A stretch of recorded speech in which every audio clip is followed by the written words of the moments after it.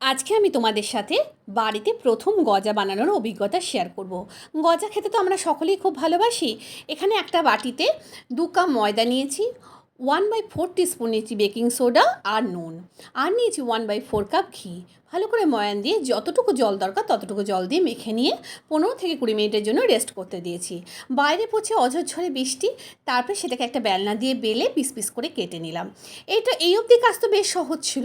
এবার হলো তেল গরম করার পালা। তেল কিন্তু একদমই গরম করা যাবে না, একদম নিভু নিভু আছে, এগুলোকে কিন্তু ভাজতে হবে। সেই জন্য একটা আমি ছোট্ট দানা দিয়ে দেখলাম যে ঠিক আছে কিনা তেলটা। এবার যখন সমস্ত কিছু ছেড়েছি তখন ভাবছি সব আবার তেলের মধ্যে ছেড়ে যাবে না তো, ভাজা আদৌ হবে, গজা আদৌ বানাতে পারবো তো। তো যাই হোক, সমস্ত শঙ্কা নিয়ে আস্তে আস্তে গজা হলো। তারপরে এইদিকে চিনির শিরা আমি বানিয়ে রেখেছিলাম, তার মধ্যে ডুবিয়ে এই ঘন্টাখানেক মতো রেখে দিয়েছিলাম।